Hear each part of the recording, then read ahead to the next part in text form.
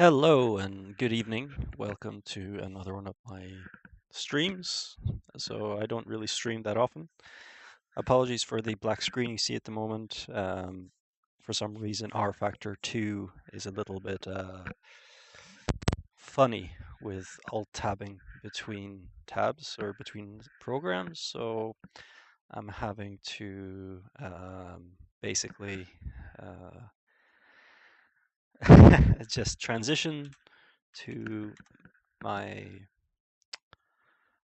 correct scene within OBS, and then you should hopefully see my game screen. So I'm just loading up rFactor 2 at the moment. So I just had to do a slight, so there'll be just a slight delay in getting picture, but hopefully you should see it now. Um, so hopefully it does. I'll I have the stream on my phone at the moment as well. So let's have a look here. Hopefully, and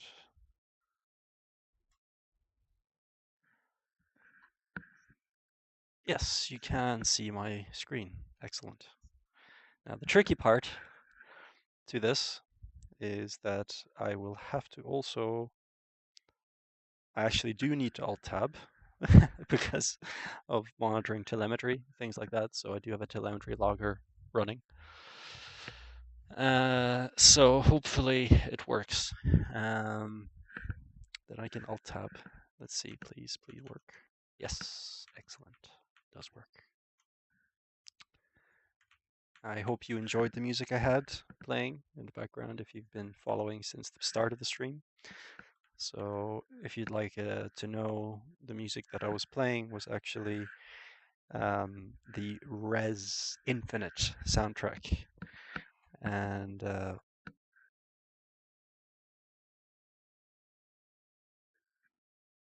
oh, okay. Yeah, okay, I can try doing that.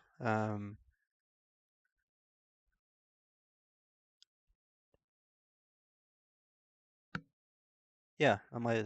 Thanks for that, Destiny. I can try that perhaps in the future. Um, yeah, I know that you can run multiple desktops on Windows 10, but I'm a little bit inexperienced with using it. But there's not really much to it, I suppose. Just have certain programs running on one desktop and other programs on another. So it should be straightforward enough.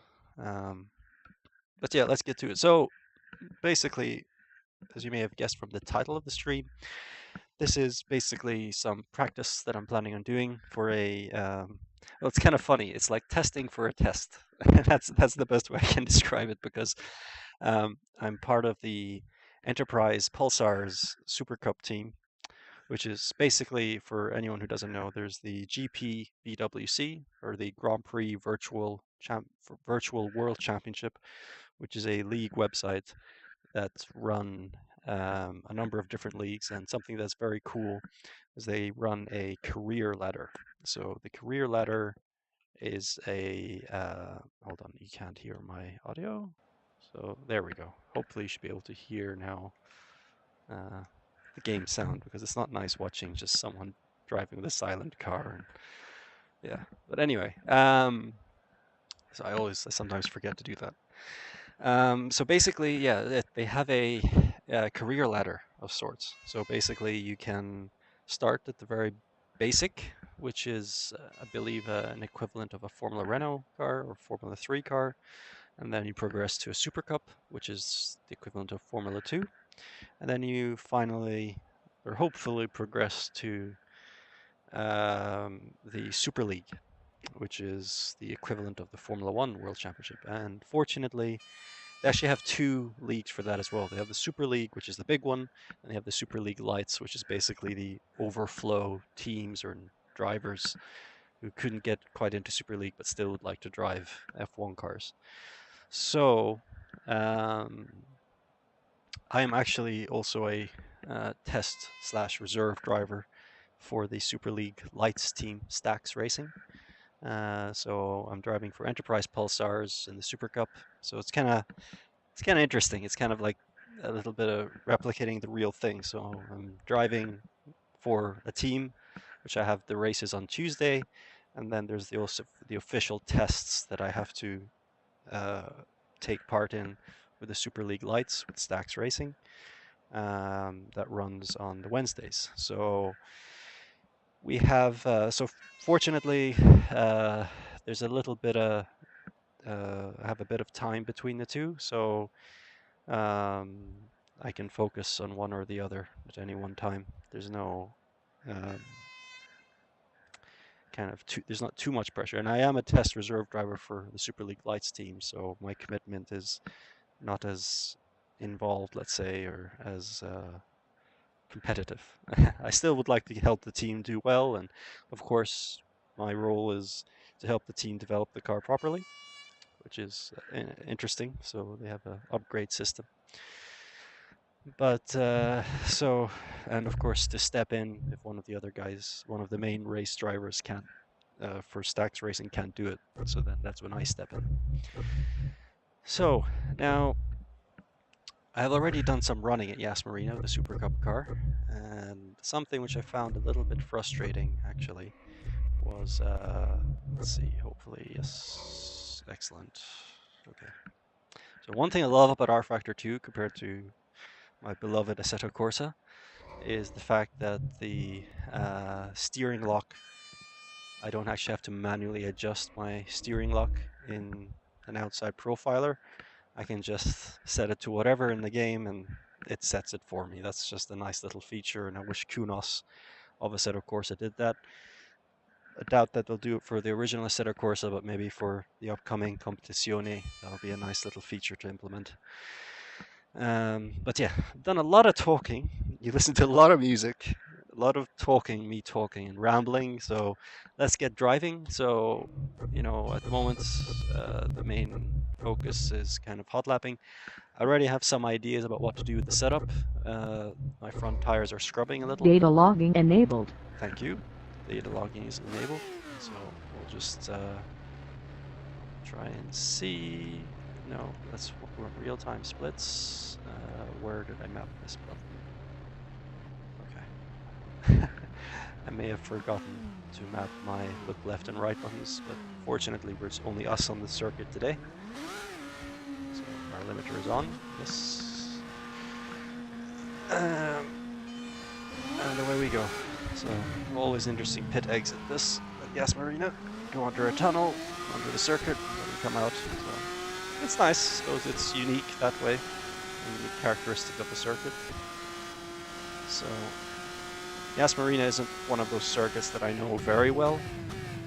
So still learning some things about what to do. It's not a bad circuit though, I have to say. Pretty cool. So I'm kind of a bit, I find it interesting that they actually built the circuit when they have the Dubai Autodrome in Dubai. So I still decided to build this circuit for the F1 calendar. It's a cool circuit for sure. Obviously they race here around dusk, and then it sort of feeds into nighttime, which makes it spectacular. And they have obviously floodlights around the circuit to light it when it gets dark. Fortunately, we're in the daytime for here, so we don't have to worry about that. So apologies as well, I'll say now, for if you hear the clack clack clack of my wheel when I hit the curbs, or when I lock up my wheels. Just a little bit, force feedback's a little bit fierce in rFactor 2 when it comes to curbs. Even though I have my force feedback gain dialed down to avoid clipping, it still gives me a bit of teeth chattering sometimes. But yeah, in relation to Assetto Corsa, I'm relatively inexperienced in rFactor 2. Still learning some of the quirks of rFactor 2. Yeah, so one thing I recognized, and you can probably see it a little bit there, I feather off the throttles and getting some serious front end scrubbing. So that might suggest that there's just not quite enough bite, enough front downforce. So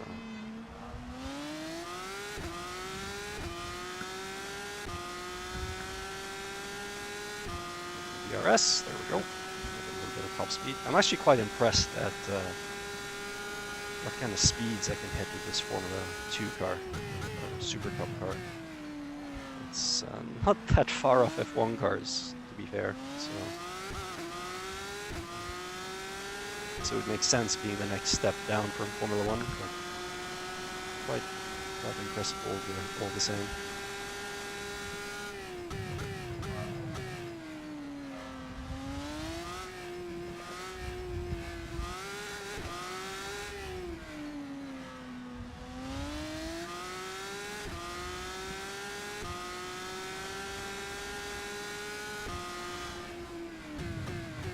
This corner gets me quite often as we're coming in.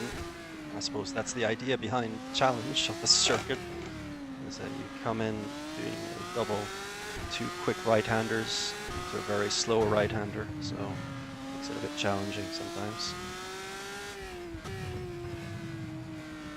So we're way off our best, we're about a second off, or just over a second. My best lap so far around here is a 45.3.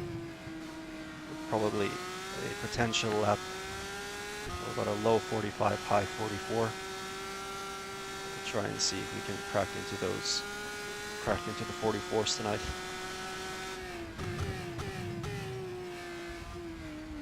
So we're about just over 2/10 up on the first sector. That's nice. Rear flap was enabled anyway, but thank you.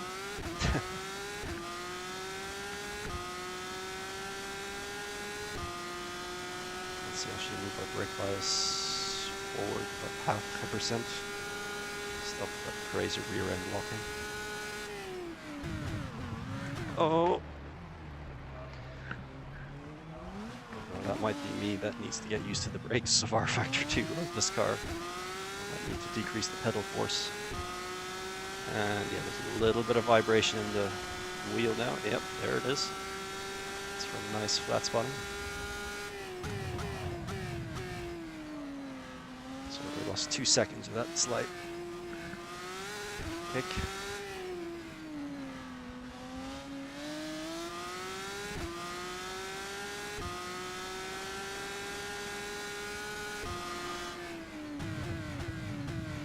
So the main focus right now with the setup is actually try and get things balanced out in terms of tire temperatures, tire pressures, roughly.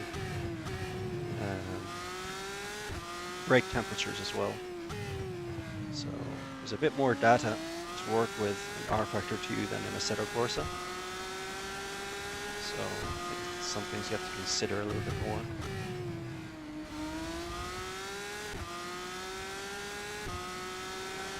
One thing I will say though, that's good, I'm not sure if it's just because of the mod or what, but the low grip feeling, low speed feeling of single seaters is a bit more grounded than it is the likes of Assetto Corsa. Assetto Corsa, you really kind of feel like you're on ice when you're in the slow speed stuff, when there's no downforce. Basically, it's just a heavier reliance on downforce. I'm not sure if you can hear that, but my wheel is chattering away.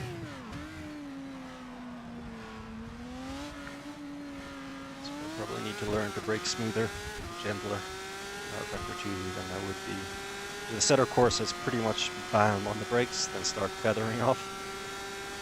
rFactor 2 doesn't like that so much.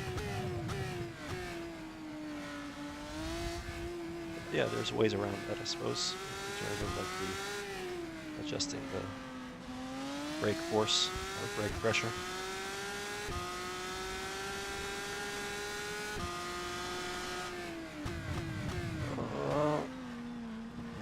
Without going wrong well before it happened.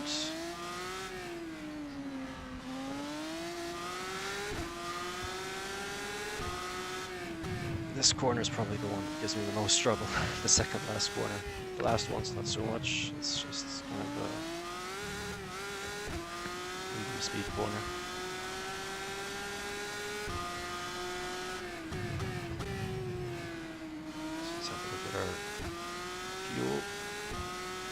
Get to a straight.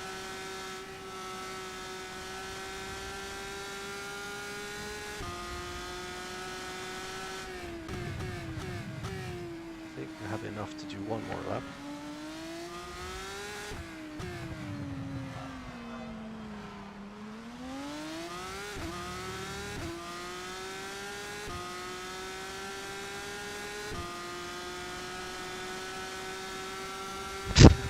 This is hilarious.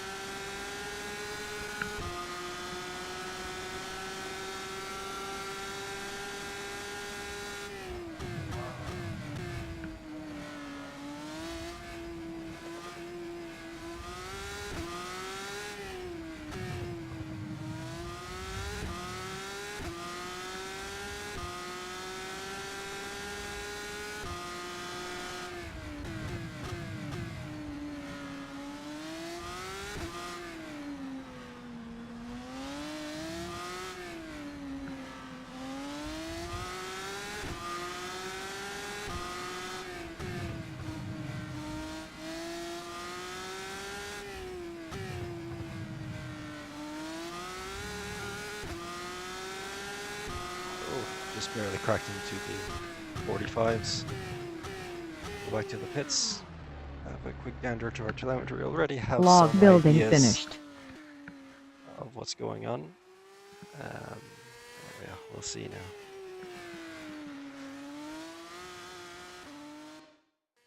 Shazam! There we go. Telemetry, scary graphs, numbers, lines, all that stuff. So I loaded some of my 3 most recent runs from when I was testing before, just for a little bit of reference. So at the moment, there is one thing about rFactor 2 that throws me off. Now, let's see, can we maximize this? There we go.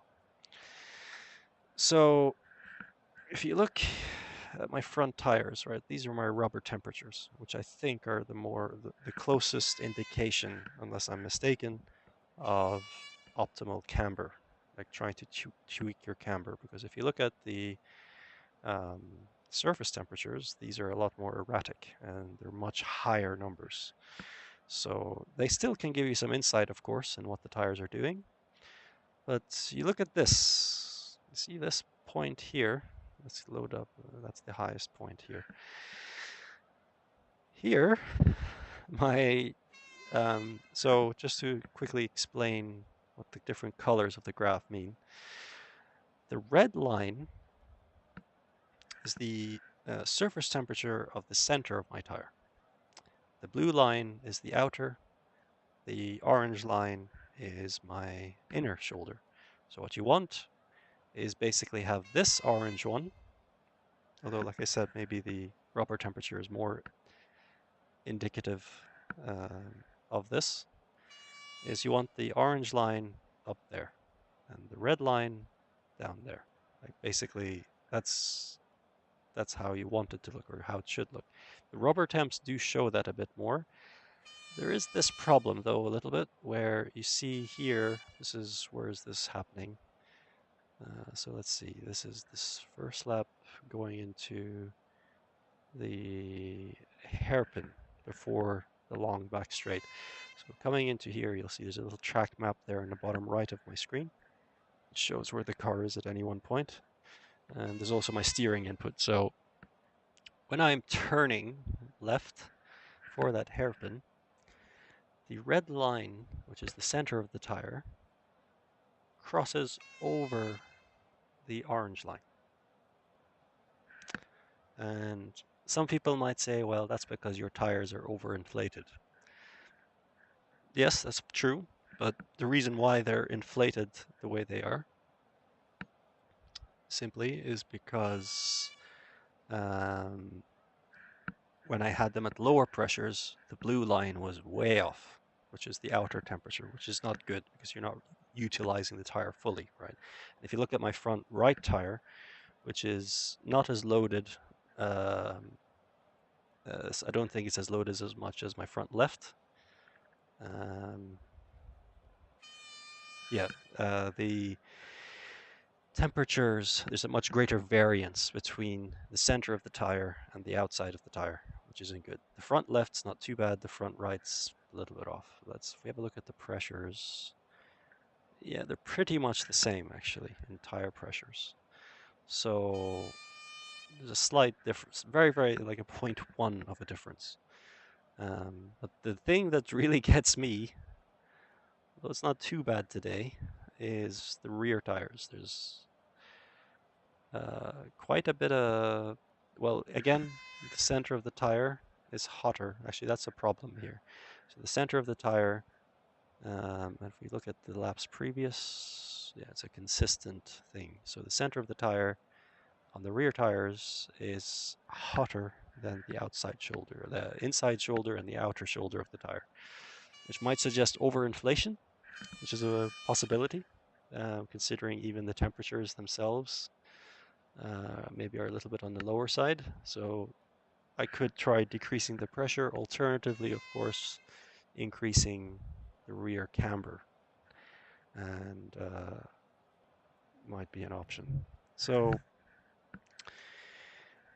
that's the way, basically, to explain my process a little bit. It's kind of, I carry over what I've learned from Assetto Corsa in rFactor 2. So I try to essentially focus on tire pressures, alignment. And once I have that to a particular level, then I start tweaking my aero, because aero is quite important with a high-powered single-seater. Actually, I just want to get some information about Yas Marina, because I could never figure out, is it a high downforce or a low downforce circuit? So there's a handy website that can tell me. Well, the one that I reference isn't there, or the one that I usually use as a reference, but there's another website I found. High, okay. It's hard. See, it's hard to believe it's high downforce, simply because of the two long back straights. But again, the last sector and the first sector, the first few corners, do need the downforce, particularly turn 2 and 3. Need a serious amount of downforce. So let's just have a look here at F1 Technical. It's another good website. I can put a link for that if you're curious. It is applicable for any sim really with a particular circuit, so it's quite good for that.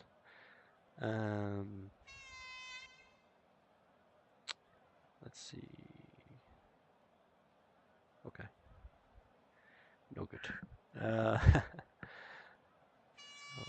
they actually there's a link somewhere, but I guess I haven't saved it. Nice. Never mind. Okay, so I'm just gonna take this as a reference, racefans.net, for downforce levels. So we'll give that a go. So they said high downforce. Again, though, before we do that, instead of getting ahead of ourselves, I am going to try seeing about increasing the camber all round, actually, because the front left camber is still a little bit off, I think. So I need to increase the camber, and the rear definitely need to increase the camber. So let's increase it by 0.3.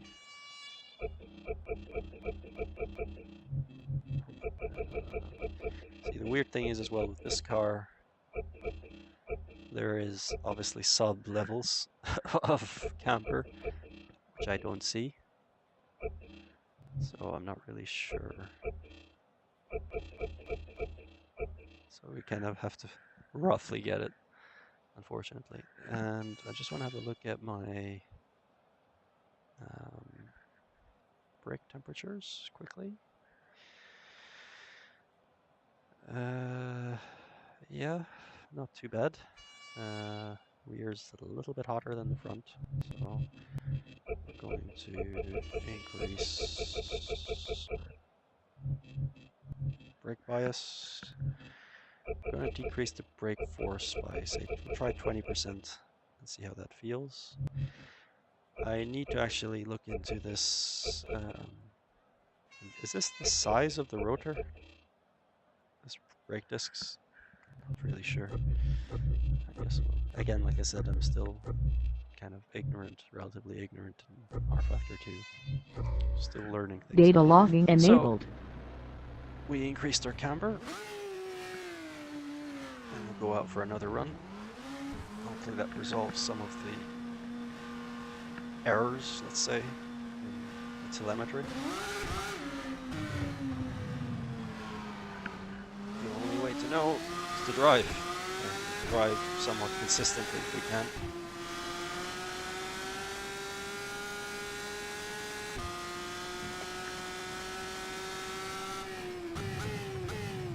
Oh, yep, there's no brakes.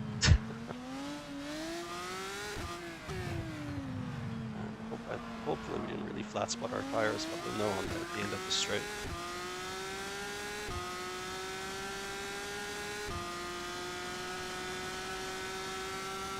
Oh, nope, we're okay.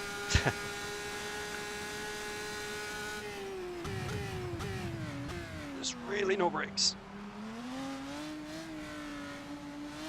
So I might have to increase the brake power again. Find a sweet spot.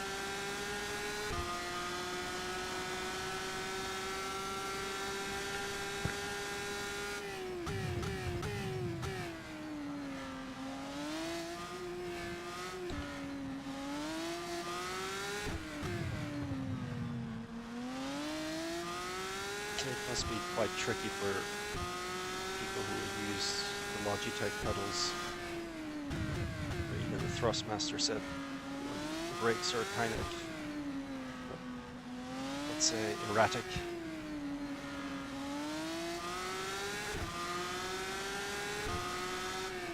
It's not really friendly to most types of hardware. I suppose you can always find adjusting to find that sweet spot.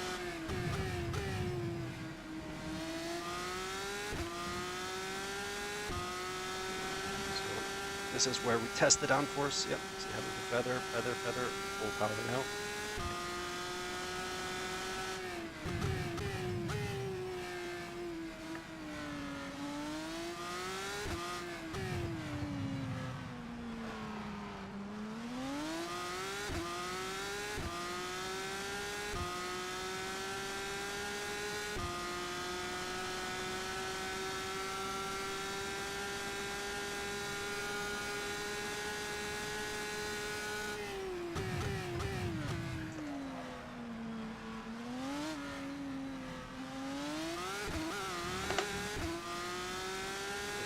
Swirly. That's not good for the lap time.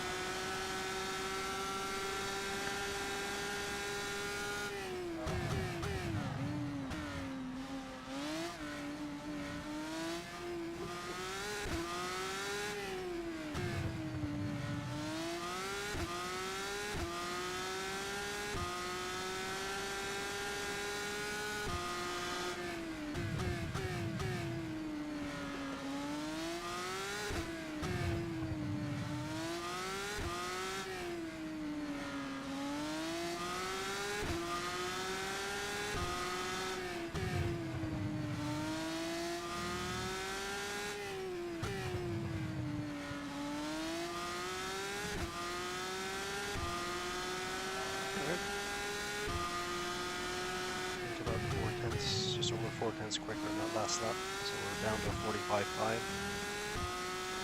That's nice.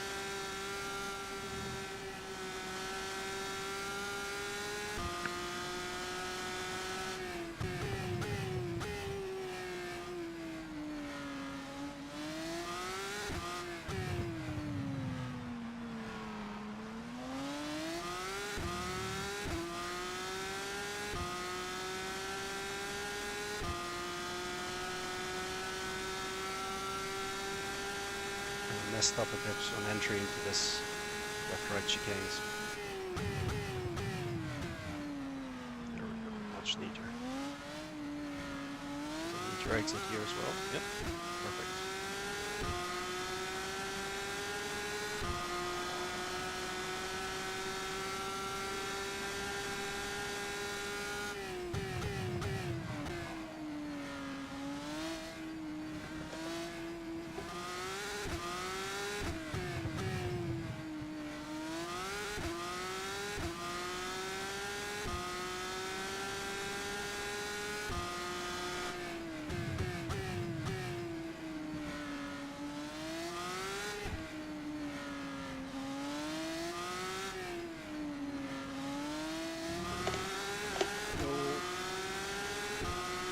Some front right suspension damage. Oh.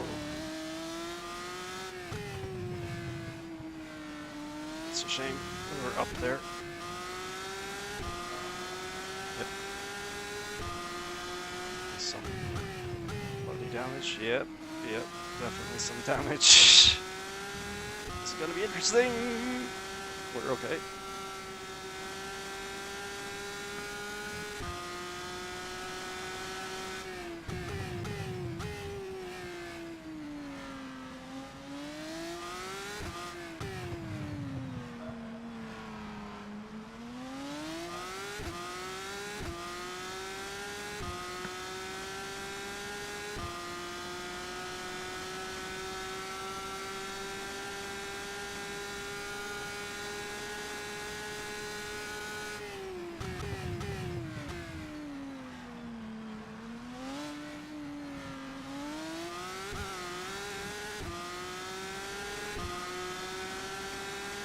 Bumps are quite scary in rFactor 2 for me right now.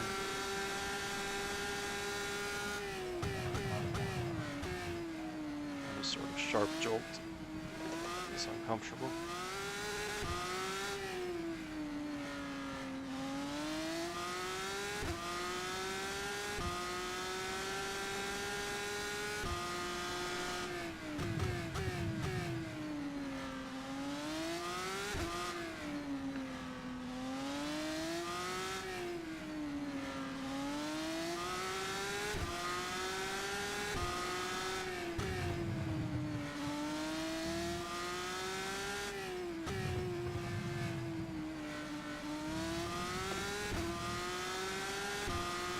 So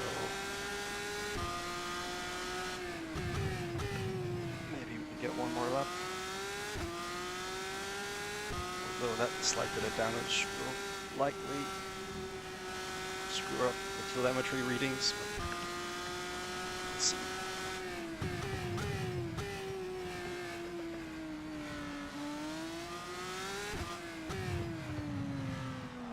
Able to compare tire readings from when the damage happened to previously to after. To hopefully tell us.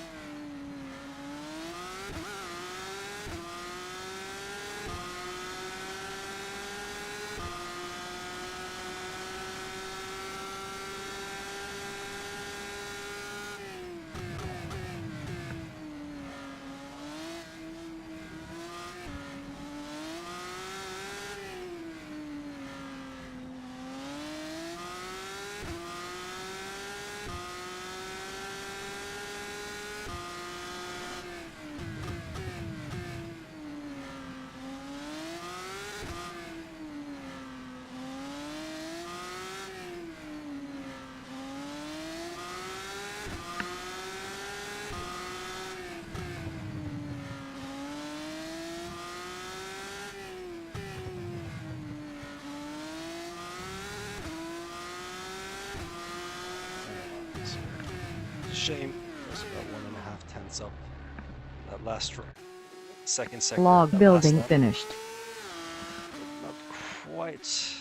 Didn't really gather it together in the last sector. So let's have a look. So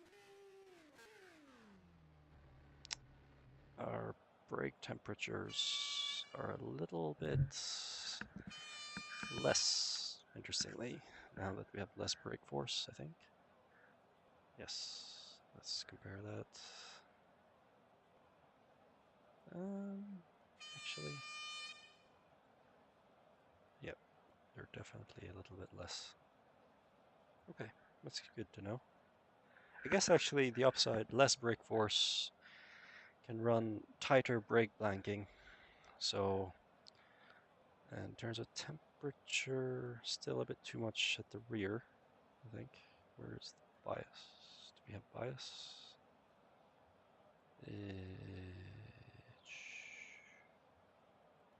Oh, not applicable.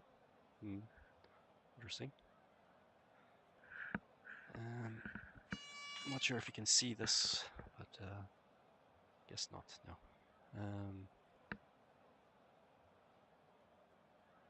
Move that down. Remove this. Okay, so it only shows the brake bias for the rear. So then we have to do some mental gymnastics when it comes to basically the inverse of that. So it's 45, we have it's 55, 45. So I'm usually used to seeing it as front brake bias, not rear brake bias. And I'm reading it in telemetry. So, and we have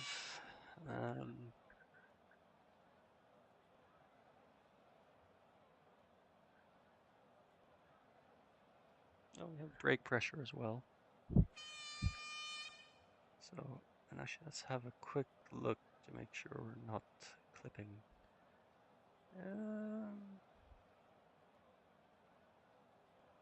I think we're okay for the most part. There's a slight clip, I think, when hitting curbs. That's not the end of the world. But the main thing is when you look over the course of the lap, it's all below that 100, so there's no clipping. That's pretty cool. I mean, it would be nice actually if there was an app. Maybe there is one. I haven't found it to see. Pardon me. Basically, that can automatically adjust your gain, like FFB gain in Assetto Corsa. There's an app for that, which is very, very handy. But this is nice as well. You actually get to see the aero values, front and rear downforce. So this tells me my maximum rear downforce is 6,797 newtons. My front is 5,805. So from the opposite, which sort of makes sense, I suppose, when you think about it. That it's sort of you really don't generally want to have a car that has more front downforce than rear, because that's how you get killed simply. So it's not a good idea. So I think that this was the lap where I had the slight knock. Can the steering tell me? Okay. I think it was lap 2. Yeah, I'm pretty sure it's lap 2 where the knock happened. So my front left is not too bad from the inner to the middle. Front right, not too bad as well. Then the outside of the tire is like way off. Way off.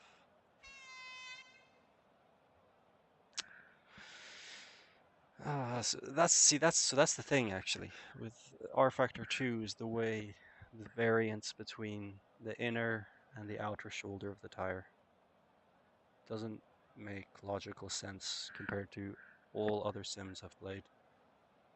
I've played Live for Speed, played Netcar Pro, Assetto Corsa, GTR. I think was logical enough or made sense, but rFactor 2 is a little bit wonky with that.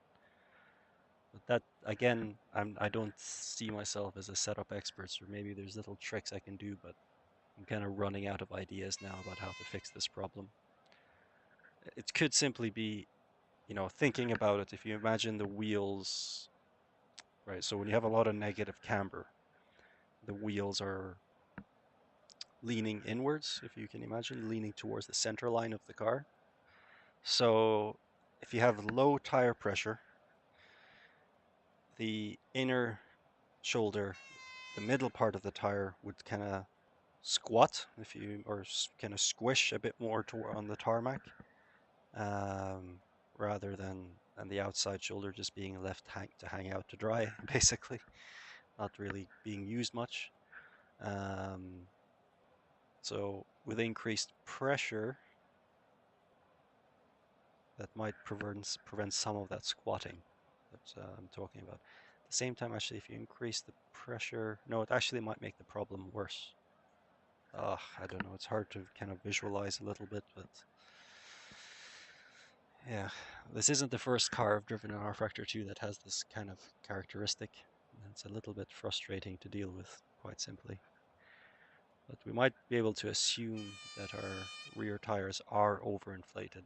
That's why the middle is hotter than the outer, or the inner and the outer of the tire. So with a tire that's overinflated, you often have that problem where the inside of the tire gets hot, but the outer edges don't. It's like a balloon, if you can imagine how a balloon looks. You can have that problem. So again, as well, actually, there's definitely an aero balance problem because of you look at the temperatures, the way they rise at the front and kind of hold steady at the rear. So this is, where is this happening? So this is turn 1. We're leaning on the front right, and then we're going to turn 2. We're leaning on the front left, or well, turn 2 is front right again. And then we're going to turn 2, and there we go. That's where the front left starts kicking up, I think, as far as I can see. There's definite scrubbing going on with the front tires. That's just, I think, a result of not enough front bite, so it's causing, or too much rear bite. You know, there's two ways of looking at it, of course. Too much rear downforce or too much front. I personally always prefer to focus on the problem area of the car, which is the front, rather than take away grip from the rear. Even though it might be quicker. I know it could be quicker over one lap to do it that way. But yeah. So what we're gonna do is we'll turn this off, go back to rFactor. And so, yeah, kind of the assumption is that there might be, well, actually, yes, about the brakes, just one last quick look. So I know this process might be a bit long-winded for a lot of people, but I prefer to really iron certain settings down. It's a bit longer sometimes, but then you kind of benefit. So let's try tighter brake blanking to reduce some of the drag and fully utilize, because the lower temperatures for our brakes are a little bit, about 200 degrees outside the window on initial braking, which isn't nice.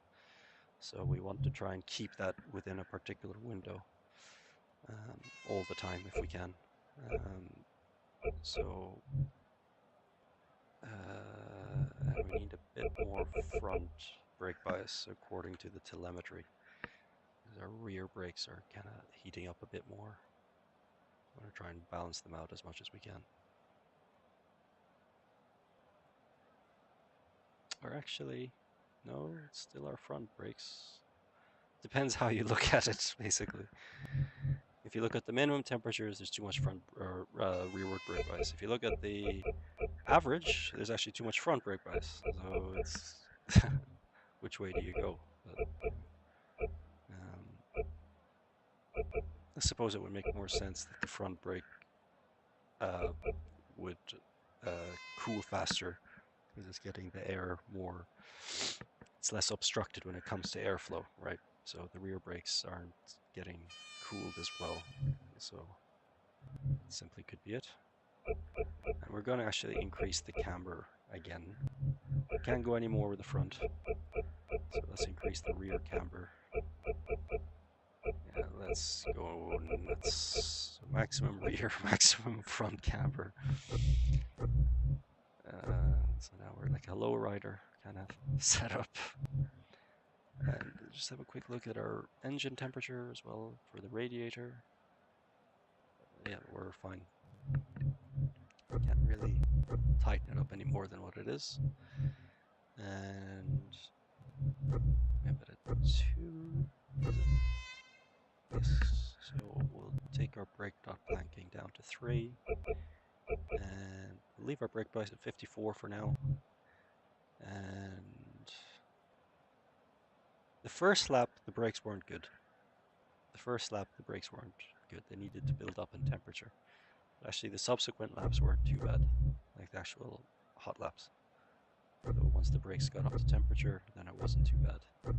So give that a go. Data logging enabled. I really want to get into aero. It's just you're focusing far too much on tires, and it might be a futile attempt to try and get what I'm looking for.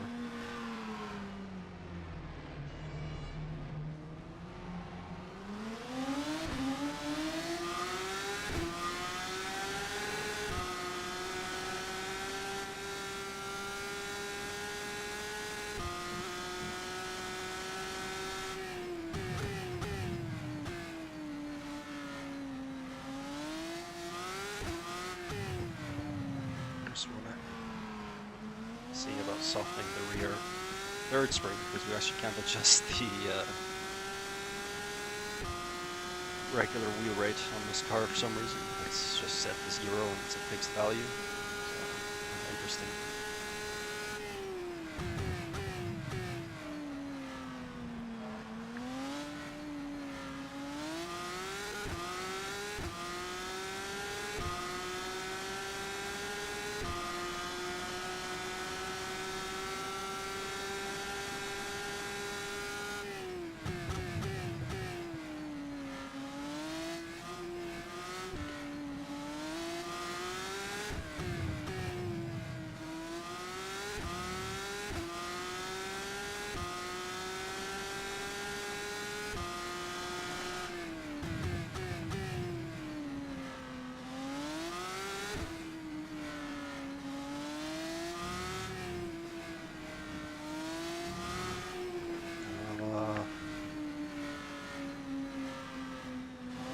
Go. Let's see how it works.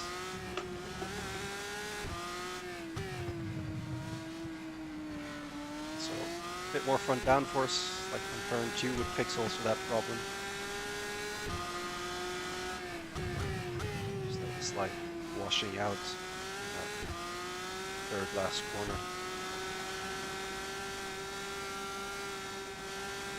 Lots of washing there. Washing out.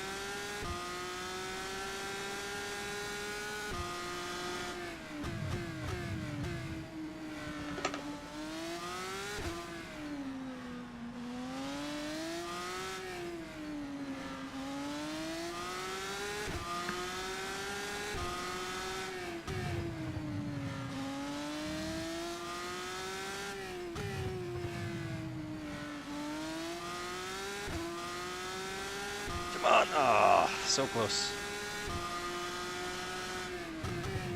So close to the 44 there.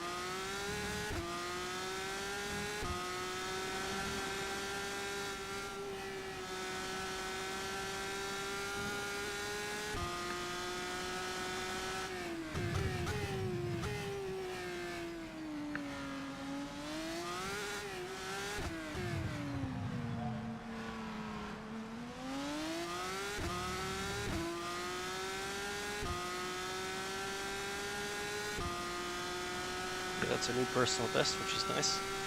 Beat it by a few tenths. So obviously we're going somewhat in the right direction of the setup. Otherwise that wouldn't have been possible. I'm driving a bit neater now than I was initially.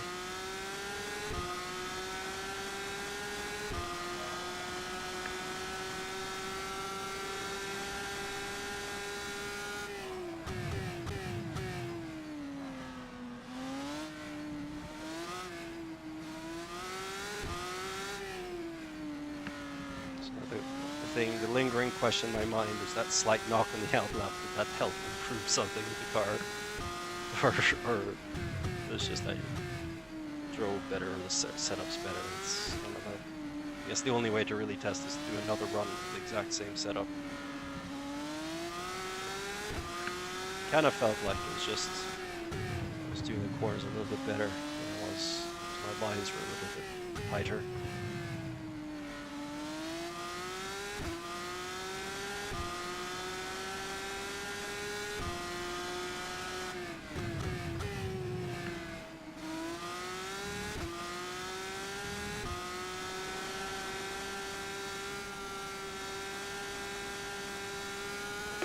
Hey, whoa, whoa, whoa, whoa.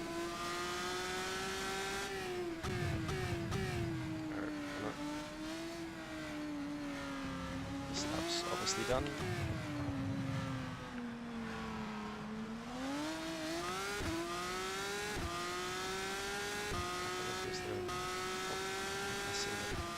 Oh, so we damaged our front wing with that. This big jump. As you can see here, in the bottom right, I see my front tires. It's down to 87 and 89, while my rears are at 95 both sides, so it's obviously a suggestion that the front tires are wearing down a lot quicker than the rears, and again as a result of some front end scrubbing, not enough front end bite. So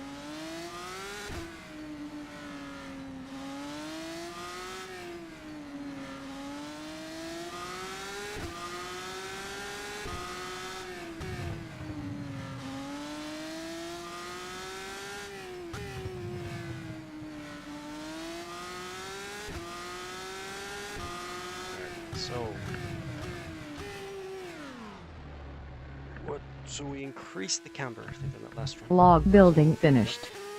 Increased the rear camber, increased the brake blanking, and reduce our brake bias slightly. So back to the graphs. So our engine, yes, it's perfectly reasonable according to the information. Oh, okay. We actually have horsepower readings here as well. Wow, 842 horsepower. Crazy, man. Unless that's not accurate, of course, but plenty of torque. So that's good anyway. We don't have any lines which are, you know, so obviously, I mean, with Formula cars, a lot of the time the way they're set up is basically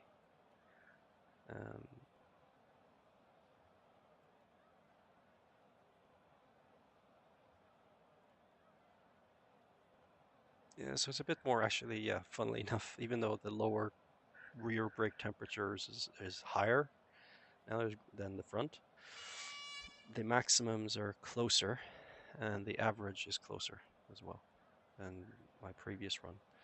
So definitely that was the way to go. So we could probably actually decrease it a little bit more. Of course, that's going to be scary.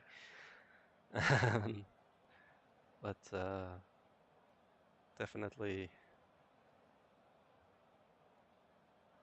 we might decrease the brake force again, actually.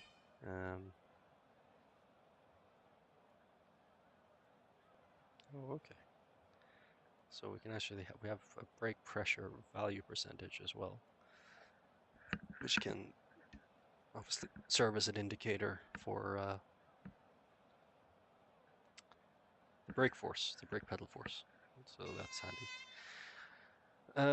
So tires, that's the main focus of a lot of this. So our front left's fine, front right, well, front left's a little bit off still. The variance between the inner and middle is very, very close. Too close. Then yeah, you can see it there in proper action there. See the way maximize this. So you can see the front left, the middle there is almost meeting the inner, which isn't too bad actually, that's okay. But then the front right there's big variance, so we might just have to go asymmetrical camber. Ah, now that's interesting. Now our rears, we're starting to have more balanced inner middle values, which is better than what we had before because the middle before was higher. So that increase in rear camber has helped make things a bit more rational, a bit more better, a bit better. So of course,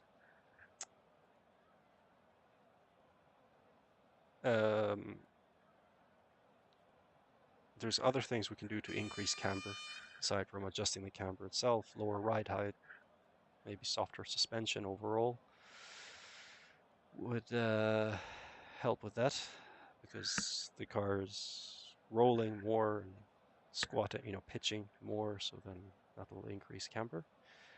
And yes, so ride height will be the next one, and hopefully that'll give us the benefit twofold: running the car lower, get more downforce, and we'll also get more camber, hopefully. So we'll do a bit of that. And see. So temperature actually wise, well, yeah, we'll lower the car first and then start actually changing the wing values. So I'm gonna take down some of these packers. We'll take it down, I guess that's 100 millimeters. And we'll do 0.5 for reasons at least. So this only goes down 0.5 for the front suspension. Whoa, no. Okay, I was just adjusting the ride height, which we might adjust, but we'll try and keep things balanced front to rear. And then we're just going to save this and Just confirm the default ride height. Yes. Okay. So less packers, less fighting of the car compressing. This is the suspension compressing under downforce. Get more downforce overall. That's the cool thing actually about ride heights. Not all cars are like this. GT3s, I've learned actually are a little bit different. So with GT3s, you have a interesting situation where we'll try a slightly lower brake dot blanking. You run the car too low, there's not enough air getting to your diffuser, basically volume of air, and you lose downforce. Run the car too high, then there's not enough pressure, air pressure, so you lose downforce. So there's this sweet spot with GT3 cars, and every GT3 car has a different sweet spot. So you can't just say, oh well, you can roughly say between particular ride heights for a lot of the cars, but if you want to be detailed about your judgments, some cars have a very wide window for efficiency, other cars very narrow. So the McLaren 650S GT3, the Lamborghini Huracan GT3 are two cars that come to mind when it comes to a narrow window. You compare that to the likes of the Mercedes, the BMW, some of the other cars.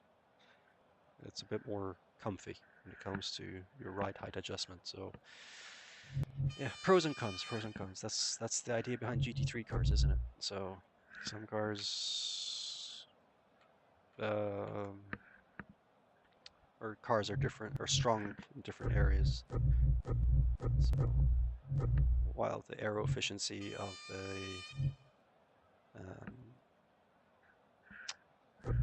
the Huracan and the McLaren might be hard to find, McLaren, the body itself is very efficient when it comes to downforce. Data logging enabled.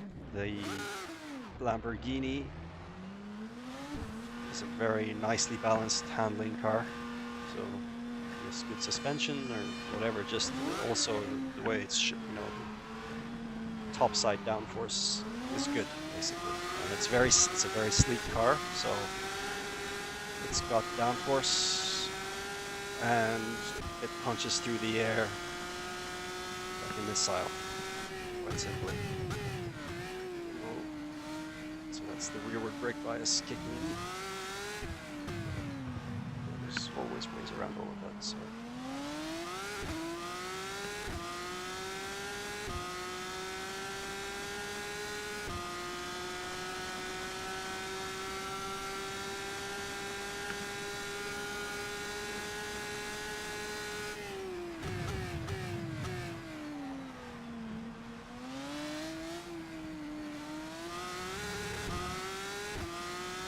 Already feel a slight improvement in downforce simply because of the less packers, so the car is going a bit lower.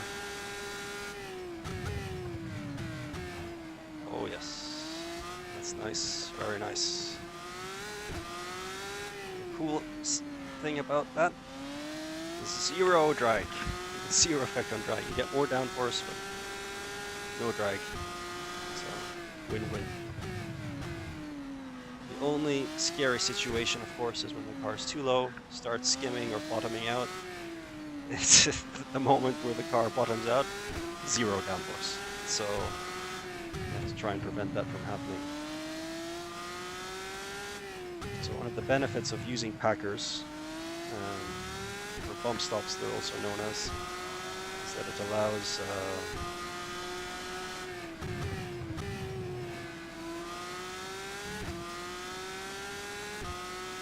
to run softer suspension without having to worry about bottoming out. So that's kind of a handy trick about packers.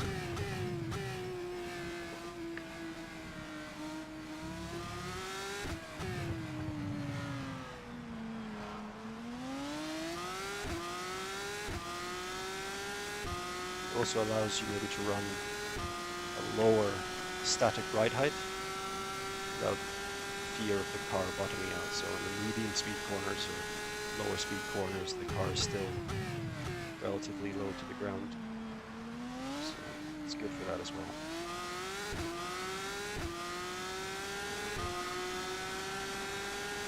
But the one thing is you definitely don't want to be on the packers going into corners, turning, rolling on them, because that's, you're basically, it's like a go-kart. You're just leaning on nothing, basically. You're just leaning on these rubbers, which isn't as actual spring. And yeah, not fun. Cars in that state.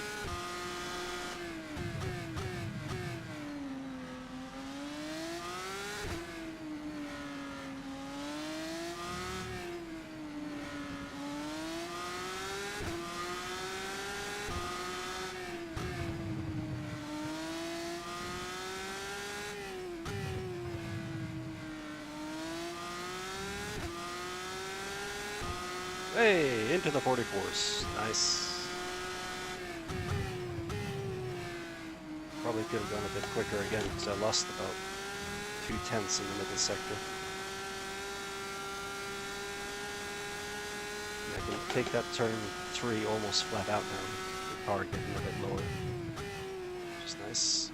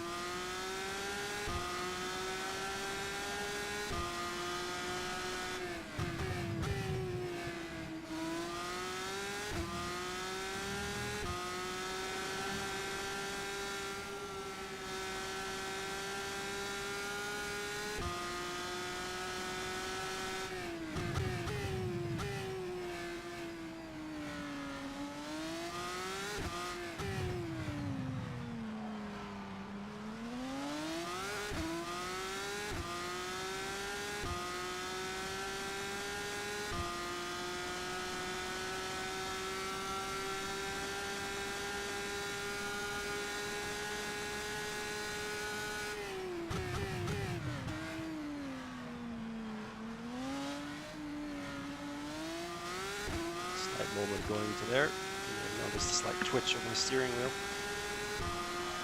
Still getting used to the brakes. Didn't lose too much time. Nope.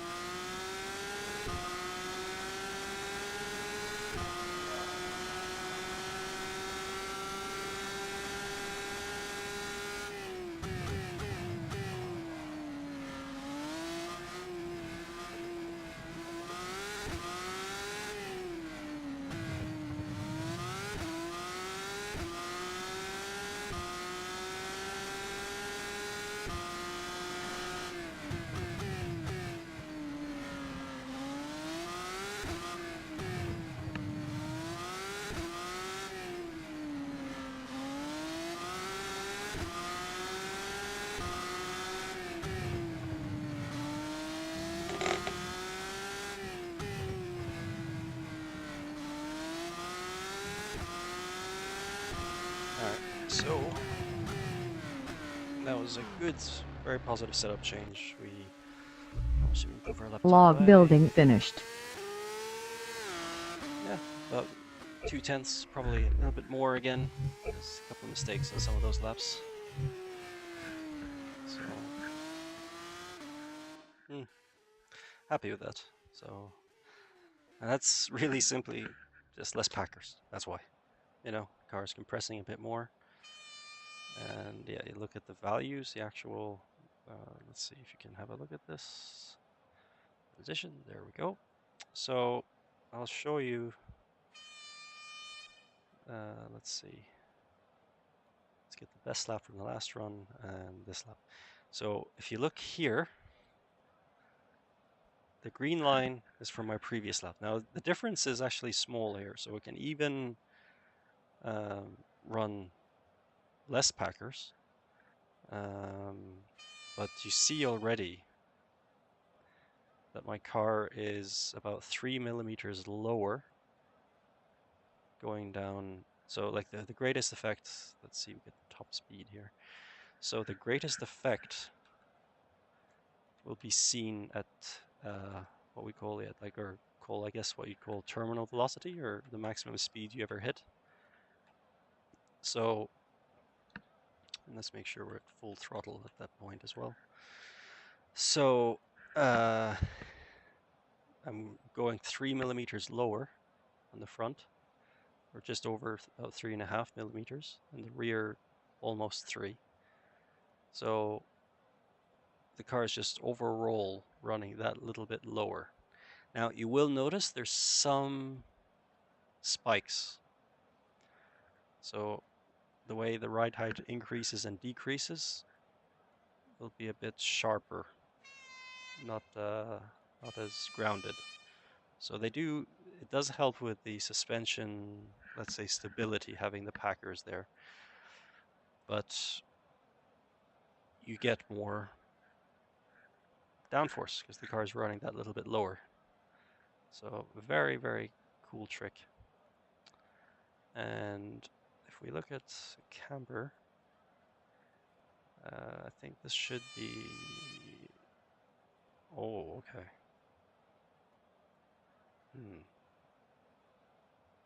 Confusion central again. So our camber is virtually unchanged. Even might be even said to be a little bit less in some instances than it was before. Unless it's just some ignorance on my part. What about toe?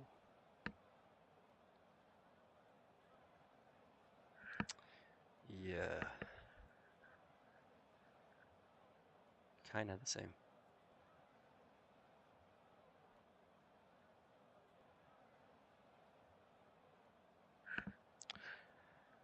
And we'll have a look at our tires. Do we have increased temperature?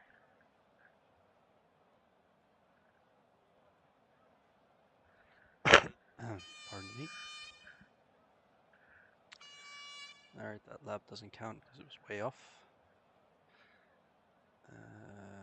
Yes. Increased temperature, I think. No. Okay.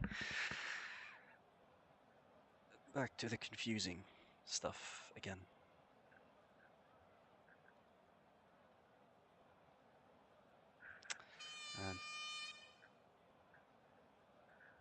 It's real head scratcher stuff, this.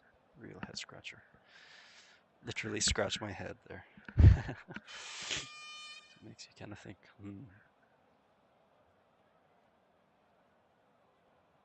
And especially frustrating from someone, I would say that I know more about setup and telemetry than the average person, but I'm certainly no engineer.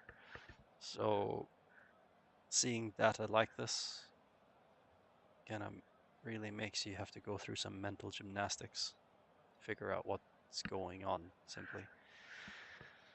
So I'm actually just going to go for a short break. So I will be going offline well, the stream will still go. You can listen to that nice music if you enjoyed it before. And so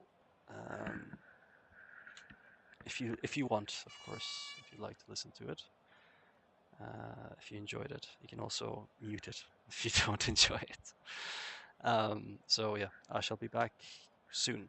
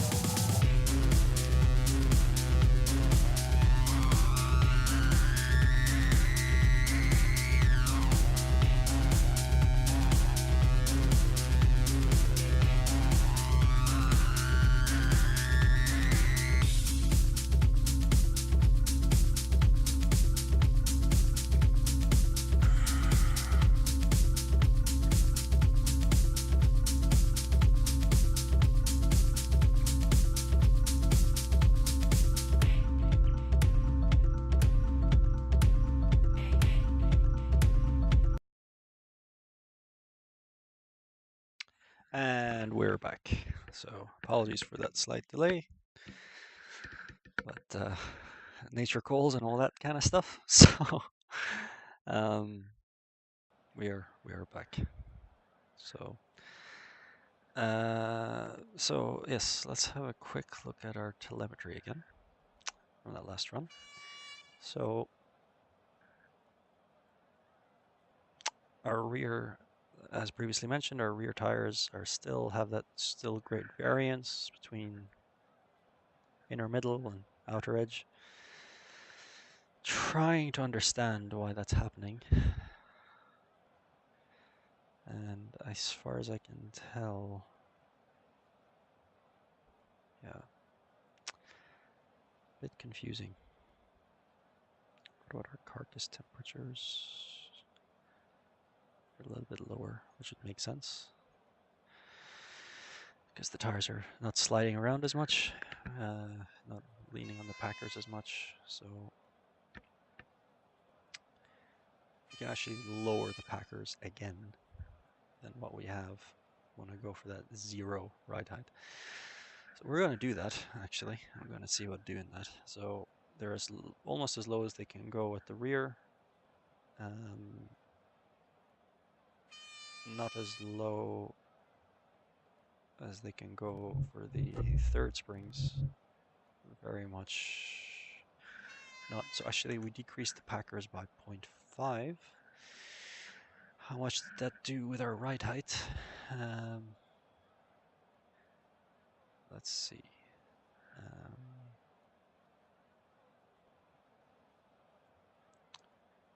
About, yeah, we said nearly 4 for the front and nearly 3 for the rear of the car. So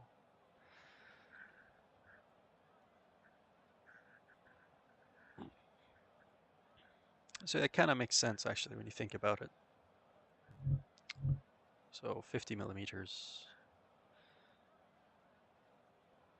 No, not quite. We're going to lower them another 5 and lower the rear completely to 0 with the rear suspension in roll, basically. And then we'll try that. And actually, you know what? I've been really wanting to get into aero, so I'm going to start adjusting my aero as well, because it's a problem that I've seen for a long time, where the fronts really overheat, the rears not so much, and that actually might be part of the problem with the variance in temperature. Thinking about it, so we're going to increase our front wing. How many? So we have 25. I think we have 45 settings for the rear wing, and oh well, we did lower the packers. Yeah, we'll see. Well, it's a definite problem that needs to be dealt with simply. So we're going to increase our front wing by 5 clicks. Hopefully that doesn't give us death-dealing oversteer. I have a quick overview of actually the brake temperatures. One final look, so keep referencing that. And yes, much more balanced temperatures. So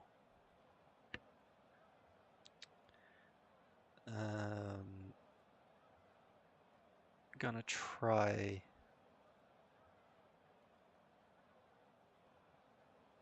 lowering our brake force to try and clip that upper edge and lower our blanking. We can do that.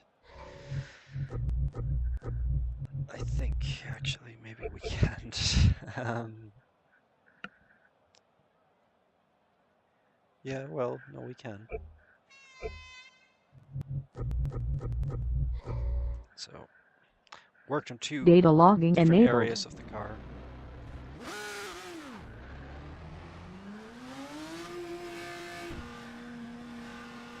Let's see how this works.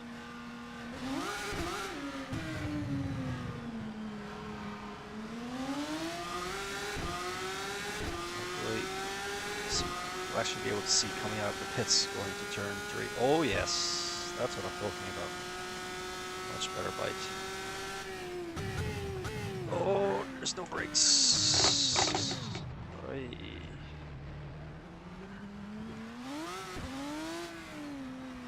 There's no brakes, and then sudden brakes.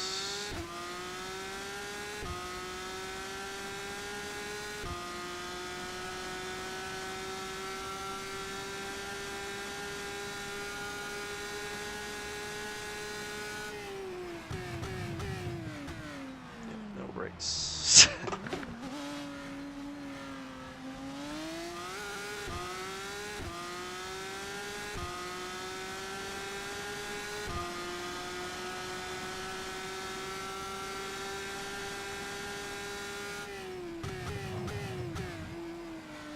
Hopefully by the time we get to the first lap, they start working properly.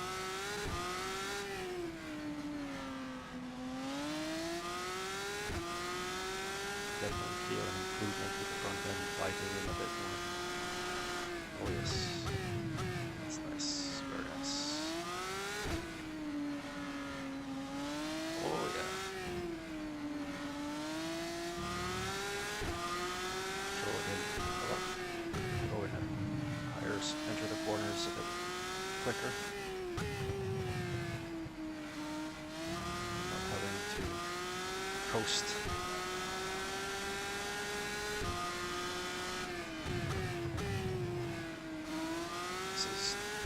These are the two corners though where it's going to hopefully work and go full throttle. Yep, that was full throttle. Not completely right, but almost. Problem actually might be the diff now. The revs kick up a little in that turn 3. It's just the inside wheel free spinning a little.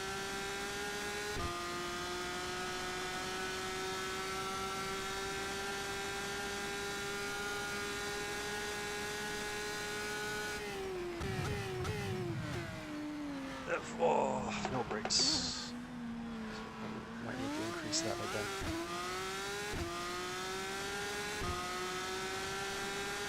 We will need to increase it rather. As the brakes are overheating, which is why that's happening. I don't think that's what's happening. Just not getting that initial brake force that we had before.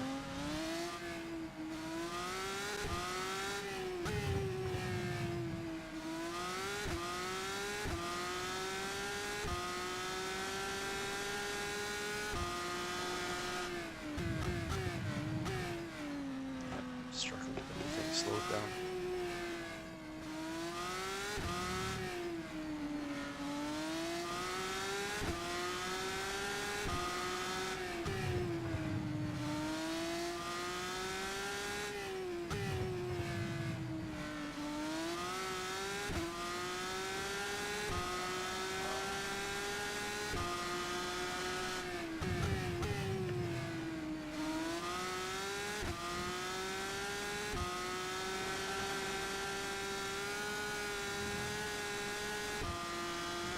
Whoa, whoa, whoa.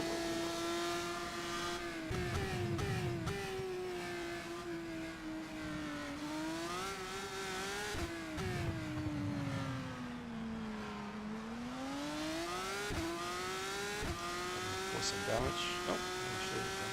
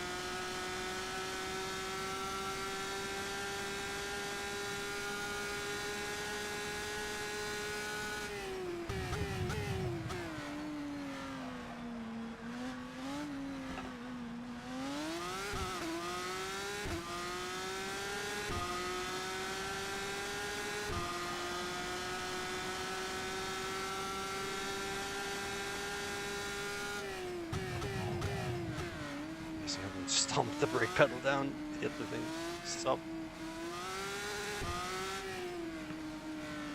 So you might even just do this lap, go back and change that.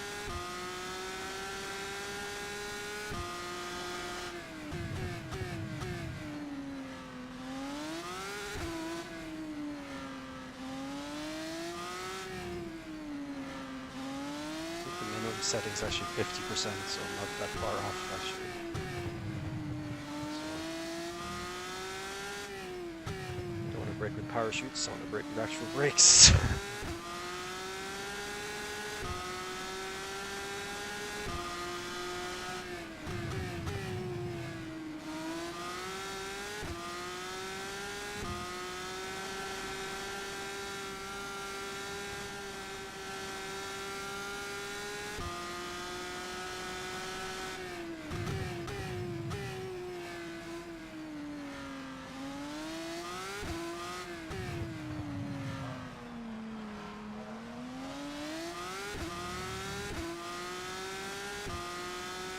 Tire wear is a bit more balanced than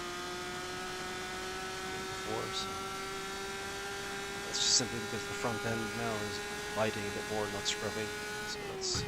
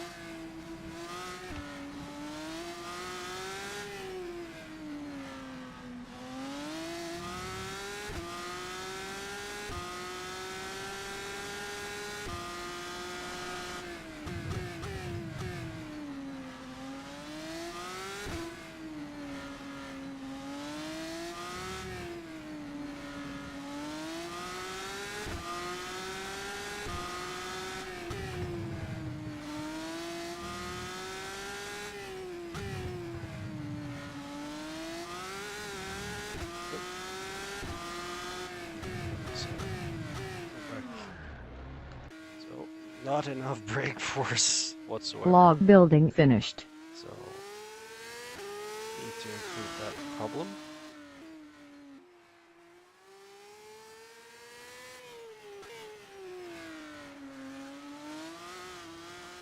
Let's have a look. Yeah, well, our maximum is lower, simply because we have less brake force, I think. Is it lower? A little bit lower. Not much. A little bit lower. Interestingly, our minimum, I think, has gone higher overall. That would make sense. Yes, sorry, that would make sense simply because we have a tighter brake duct blanking, so the brakes aren't cooling as well. So, but from the experience, not enough brake force. Might try a little bit more, so I'm just curious to see. Yeah, 50 is the minimum.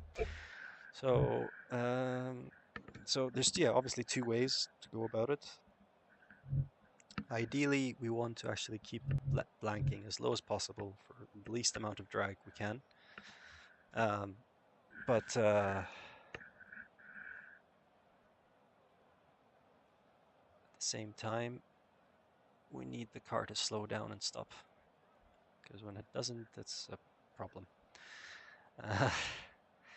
So, and yes, as predicted, our rear temperatures are higher now because we're using the tire more, the rear tires more, because of the extra front end bite, which is nice. But we might even try and get a bit more front end bite again. And just have a quick look at our aero values. And so our front should be higher. Yes, it is.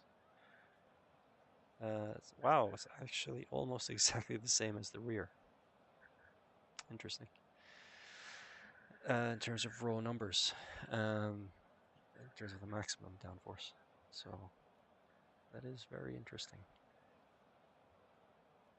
At least the maximum side of it, not necessarily throughout. Just have a quick look at ride height as well. The car should be going a little bit lower than it was before. And it is. So thankfully that makes sense.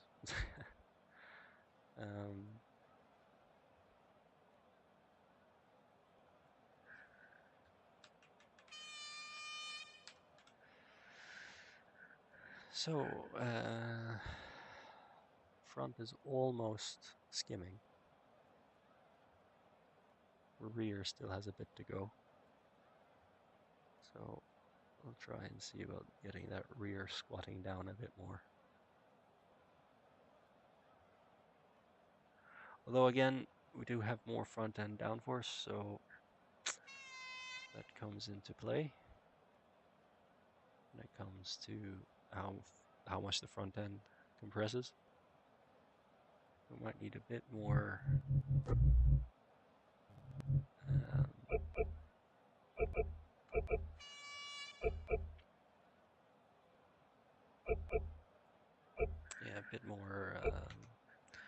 front wing, because there's a bit of understeer in that last run. So so let's see. Didn't quite get, well, it was better. It was definitely better than what it was before, but I think we need more front end bite. And we definitely need to tighten up the power setting on the differential.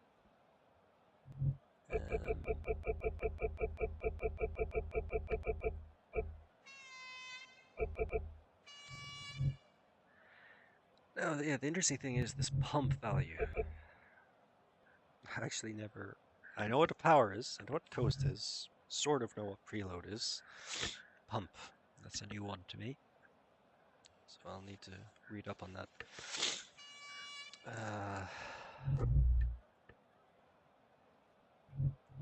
So yes, actually I wanted to try, so let's try opening up the drape. So how much does it, I think it defaults at 6. I'm just going to save this as V2. And I'm just curious, defaults, yeah, defaults to 6. So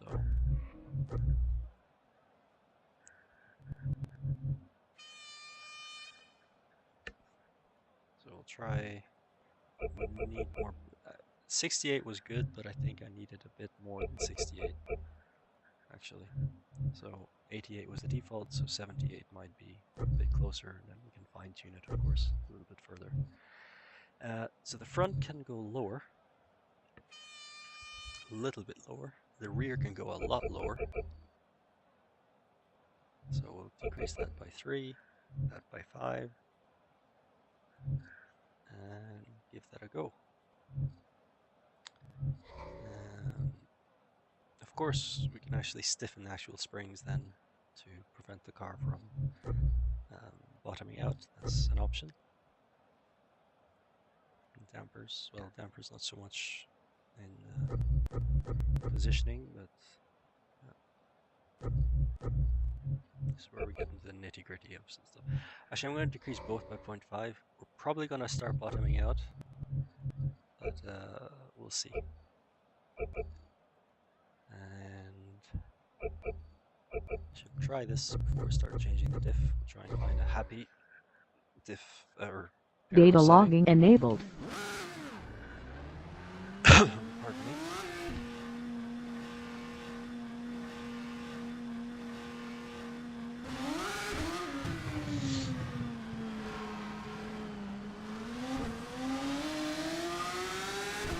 I don't know how many laps I've done, but a lot tonight. Serious chunk tonight.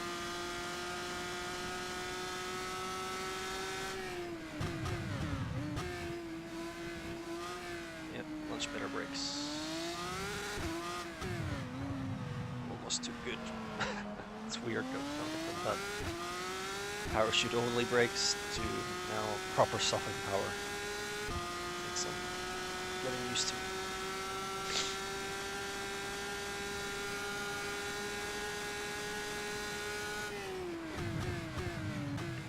Oh yes.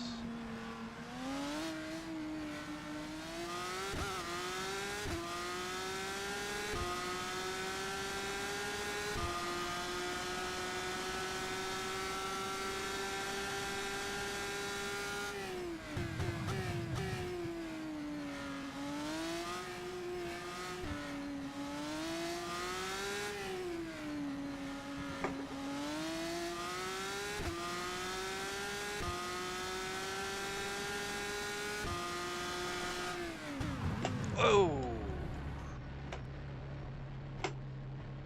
Ouch. Log building finished. Ooh.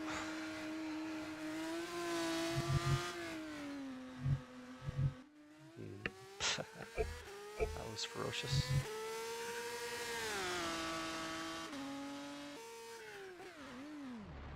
Happened on under braking, sure. It's just extra brake force. Need to be a bit gentler with the brake pedal. Of Data course, logging enabled. having brakes work that way in a race is definitely not the way to go. But for testing and hot lapping, it might be okay.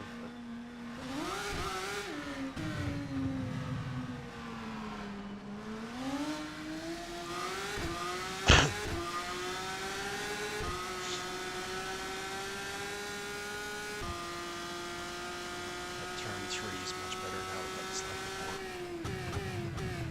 a bit more weight.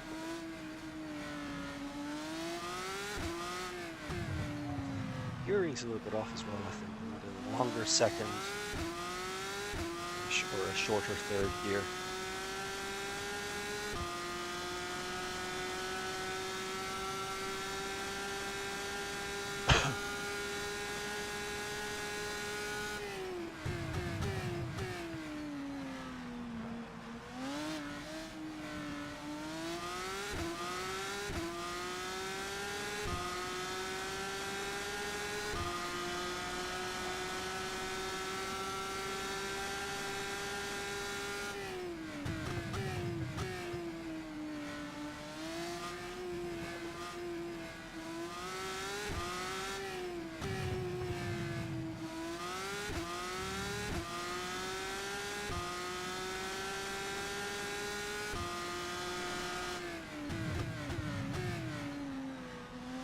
Almost got me. It's a bit better prepared that time.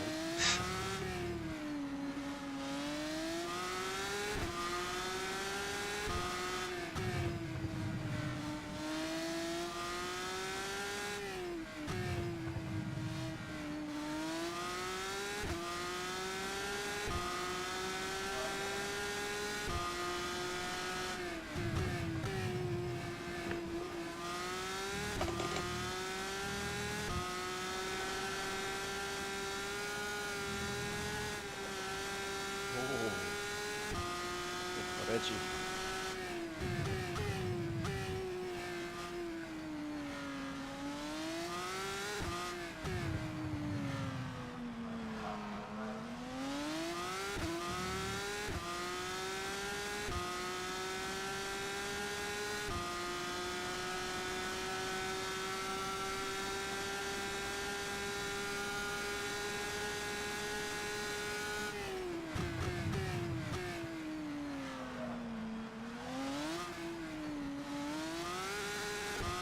Now we have the opposite problem from the last run. There was maybe too much front downforce and the better brakes.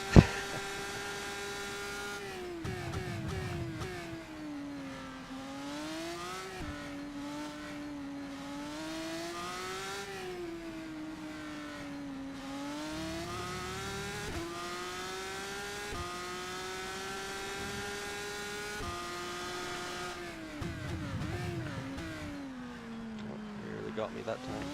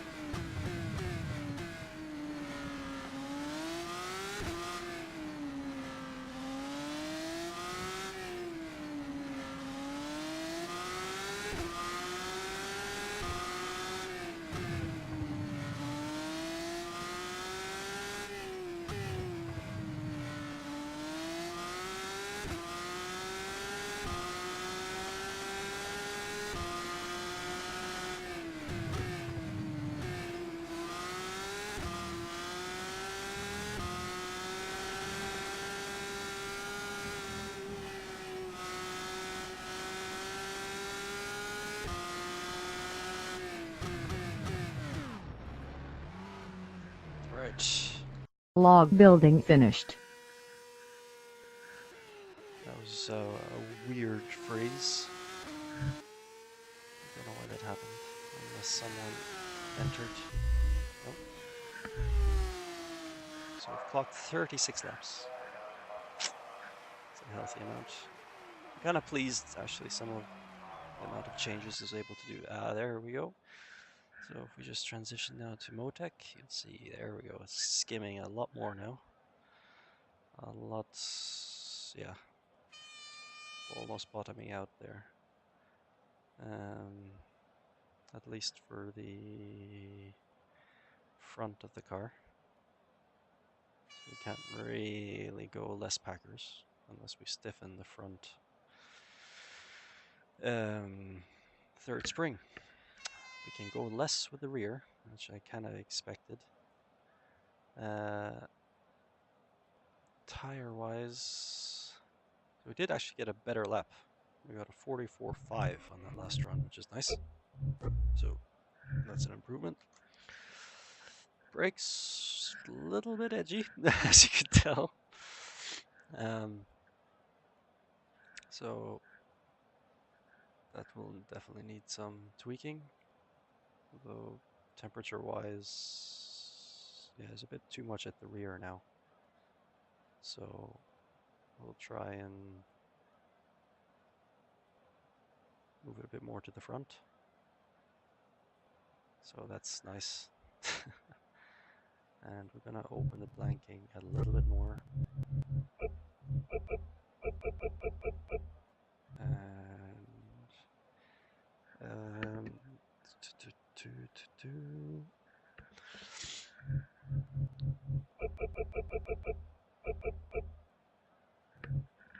And I'll need to definitely experiment with that, but that'll be for another time. The brake discs themselves.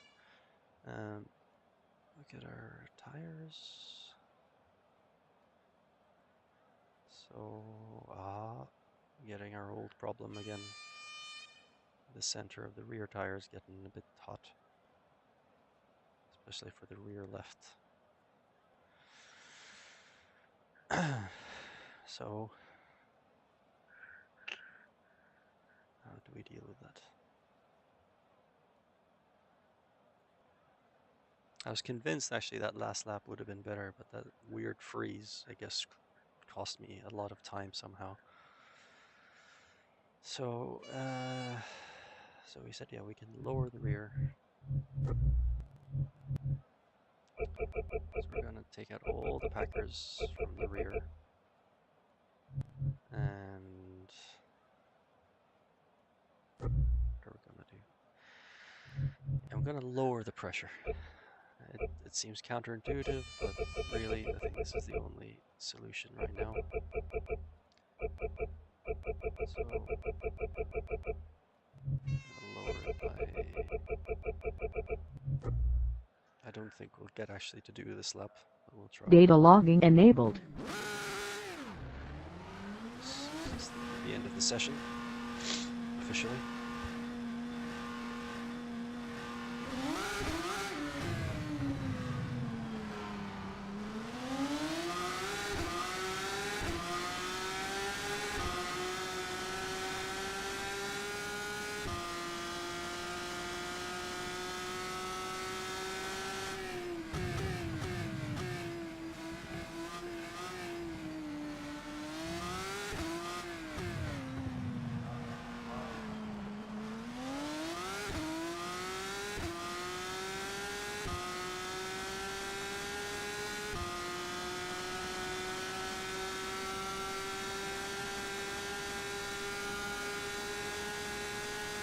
Still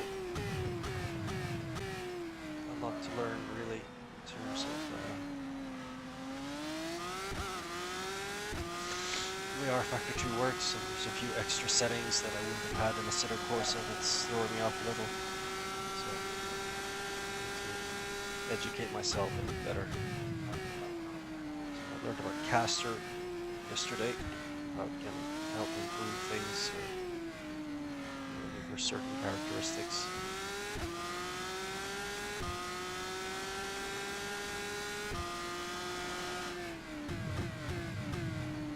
It's much more stable on the brakes now, that slight change with the bias.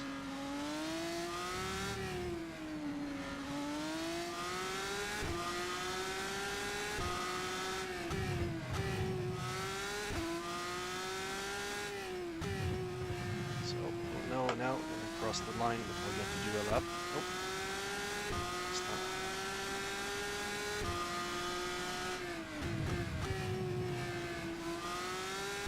Just do it anyway.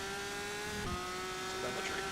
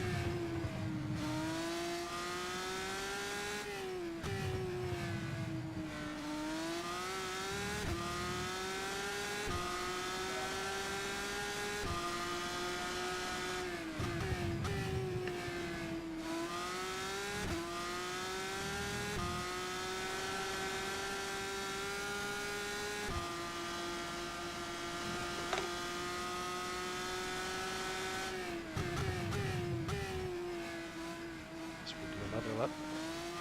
If this is all still counting in the logger. I'll be annoyed if it's not.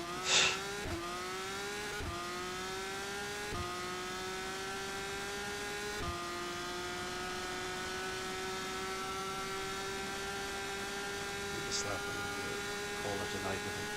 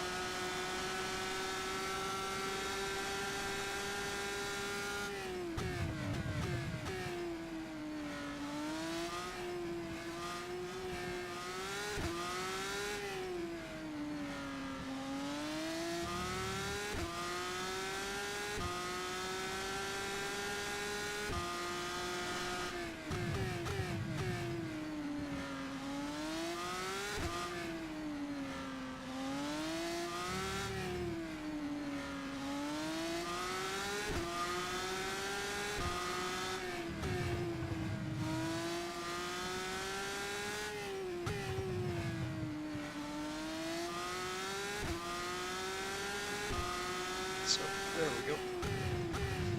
Oh, fun.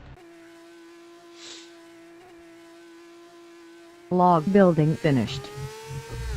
Call this B to E.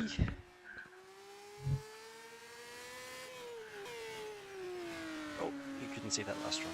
Apologies. And hey, come on, man. Oh well, never mind. Negative 102,619.35 Celsius. That's my lowest temperature for my front tires. Rear is negative 273, so not too bad at all. But yeah, so just one moment, do something here. Where is it? Copy that.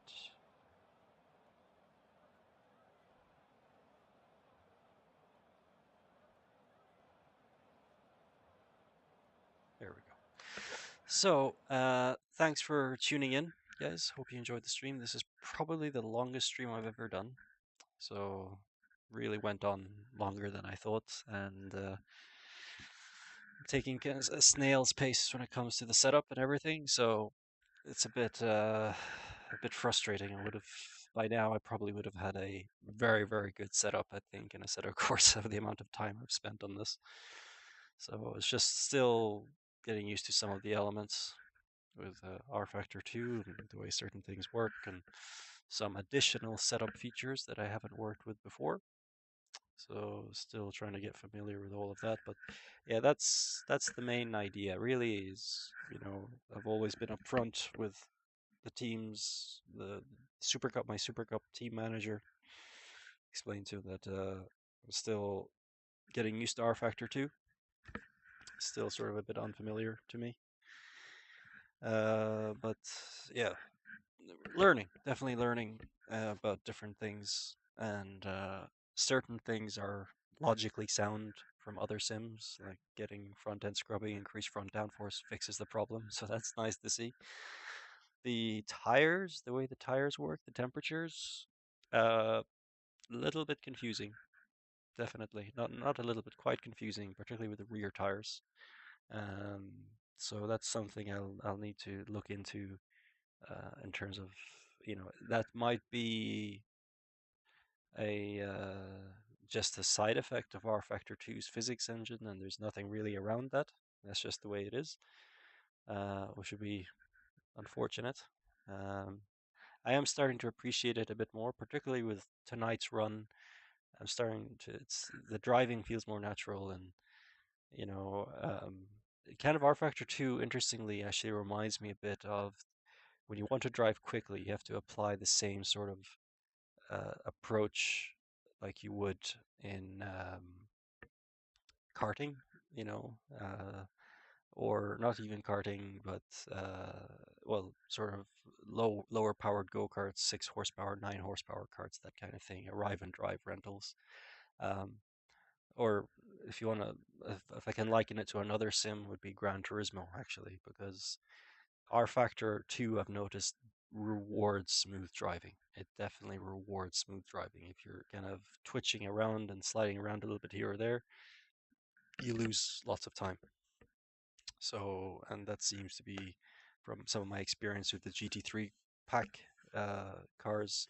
That still rings true. So it rewards the smooth, efficient drivers. So if you're anyway ragged, you're not gonna be quick, as far as I can see. As far as I can see. So that's an interesting element. A setup course has a little bit either or works, kind of smoothness, or I mean, it's always good to be smooth. It's definitely the main thing. Um, so yeah. Anyway, hope you enjoyed it, and thanks for the tip, Destin, on the Windows 10 virtual desktops. I'll definitely look into that for my next stream or video capture. If you'd like to see more of my stuff, you can, of course, follow me on my Twitch channel. So there's a little follow button at the top right if you like, if you would like to see further streams.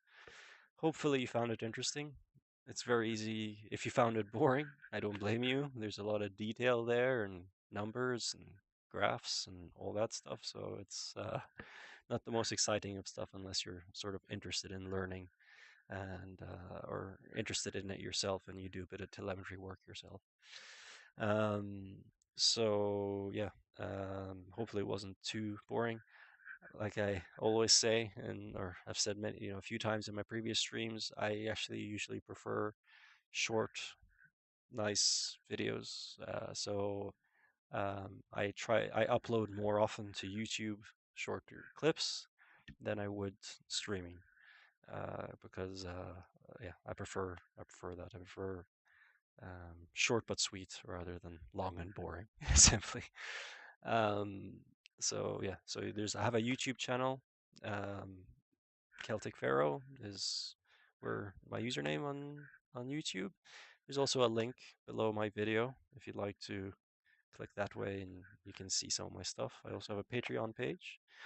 I've noticed that I've forgotten to upload or update that third panel, but yes, I Race Department is where I started sim racing again a couple of years ago. It's a good website. Some, uh, you know, very cool guys run some events there, like Craig Dunkley, Dennis Betty, Damon Patel, Steve Legale, all great bunch of guys running events in various sims.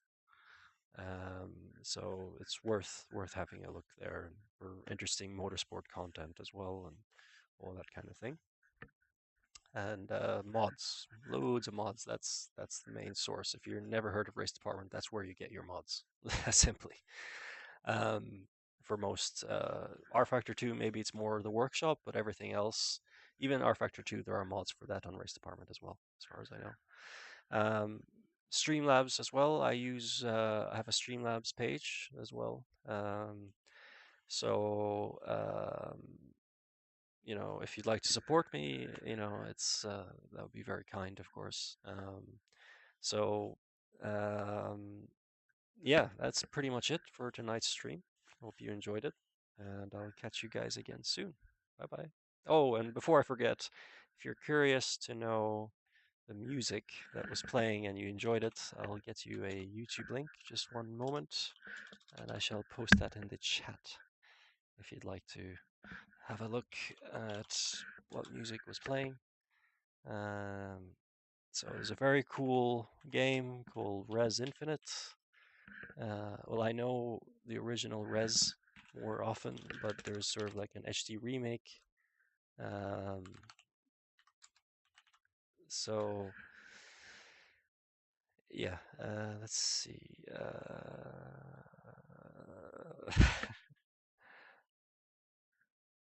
Okay, there we go. Copy link that. And so there's a guy who nicely posted up the complete soundtrack. It's only 7 songs, but yeah, good music, I have to say. So you can find a link there if you're curious about the music that was playing while you were waiting to watch the stream or when you were when I was away for a little while. So you can check that out if you like um, cool music. Anyway, that's it for now, and yeah, catch you guys again soon. Bye bye.